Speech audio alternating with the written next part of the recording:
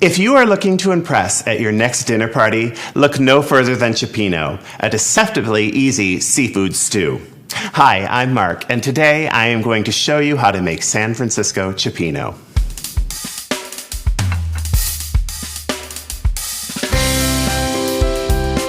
Before we put our Cioppino together, we do need to pay attention to our seafood and clean it up a little bit.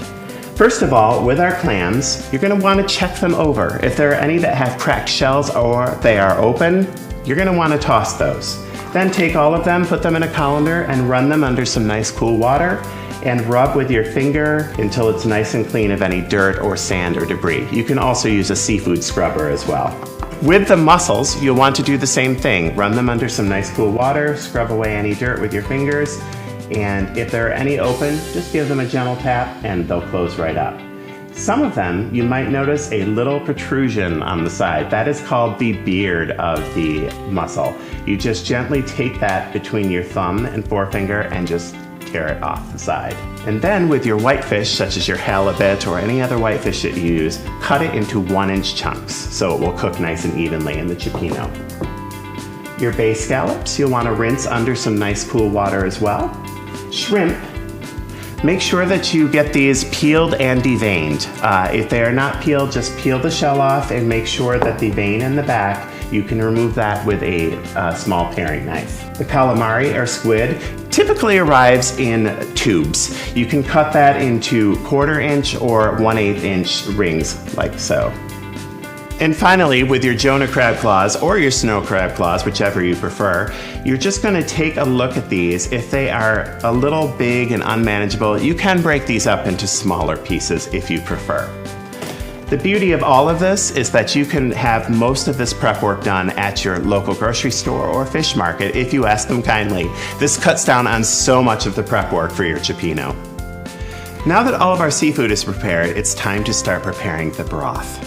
First, we're going to add some olive oil over medium-high heat. Have that all heated up.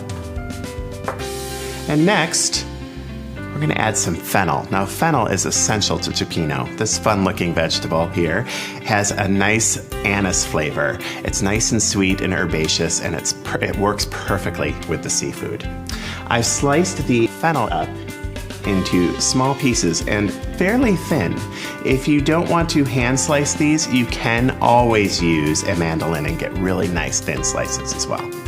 I'm going to add these to the oil in the pan, and we'll stir and cook these for 2 to 3 minutes. Next, I'm going to add some finely minced shallot to the fennel and oil, and 3 minced garlic cloves. Lots of garlic in this dish. Lots of flavor. And I can tell you, this smells absolutely delicious in here right now.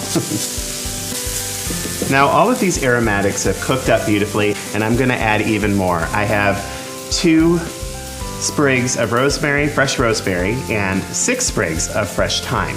Now, if you ever had trouble picking all those little leaves of thyme off, well, guess what? I've got good news for you. You're just gonna throw the whole bundle in here. As it cooks, those herbs will lighten right up and they're gonna fall off of those twigs. So when you remove the twigs, the herbs will be in here and the twigs won't. Perfect. I'm also going to add in some minced parsley for a little bit more freshness. And for a little bit of spice, I'm gonna add in some red pepper flakes. You can add a 1/4 teaspoon or a 1/2 teaspoon, however hot you like it.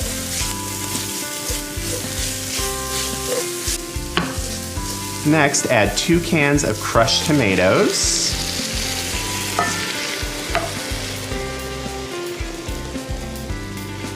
If you have any tomatoes left from your summer harvest, this is a perfect way to use them up. Just crush them yourself by hand, or you can add some crushed tomatoes to a can of crushed tomatoes. Either way, this is a tomato-based soup, so you can't have too much tomato. And to give it a nice briny flavor, we're adding 2 bottles of clam juice. This really gives you that seafood flavor that you like. You can also use a seafood stock if you prefer.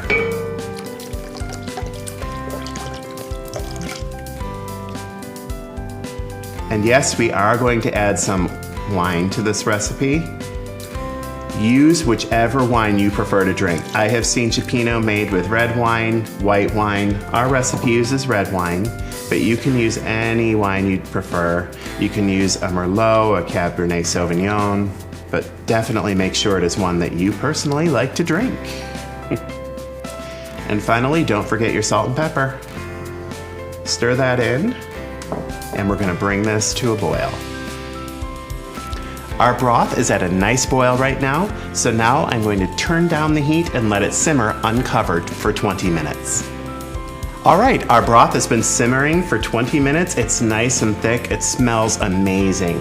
Now, if you want to make this broth ahead of time, this is the point at which you'd pause. You'd let this cool completely, put it in your refrigerator, and just keep it in there until the day of your event and proceed with the recipe.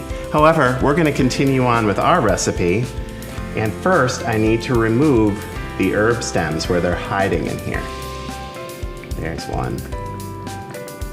And the thyme has fallen right off of the twig, which is exactly what you wanted to have happen. Now it's time to add the seafood.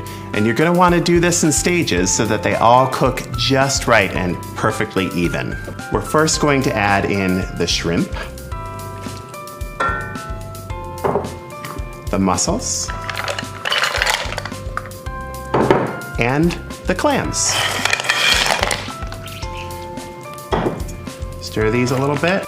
Now we're going to bring this to a boil, reduce the heat, and let these simmer for 4 minutes. Next, I'm going to add the halibut. Because whitefish does have a tendency as it cooks to fall apart a little bit, I made a little pocket in my sauce where I'm gonna just pile all of the halibut as I add it. That way it can cook on its own without falling apart too much. We're gonna cook the halibut in here for 3 minutes before we add any more of our seafood. Finally, we're gonna add in the rest of our seafood. We've got the calamari, scallops, and finally, the crab claws. We're gonna continue to cook all of this seafood in the broth for 5 to 7 minutes uncovered. Well, it looks like our cioppino is ready to serve. You're gonna wanna check that all of your clams and mussels have opened up. If they haven't, discard those, they're no good. And also, your shrimp should be nice and pink and opaque, as well as the scallops. Those should be opaque as well. So now, we're gonna get ready to serve this up. And there we have it. Serve your cioppino in bowls, top with a little bit of fresh parsley. You can also serve this with some fresh lemon wedges on the side. And a nice finishing touch is a little bit of anise liqueur. You can use ouzo, you can use sambuca. This really brings out the fennel flavor in the stew. And finally, in true San Francisco fashion, what is cioppino without some nice rustic sourdough? Tuck this right inside to sop up some of those delicious juices and broth, and there you have it. You can keep your cioppino in your refrigerator nice and cold, and then when you need to reheat it, simply empty it into a pot and heat it over low heat. This will prevent the seafood from overcooking. So there we are at your next dinner party. Impress your guests and make this delicious San Francisco cioppino.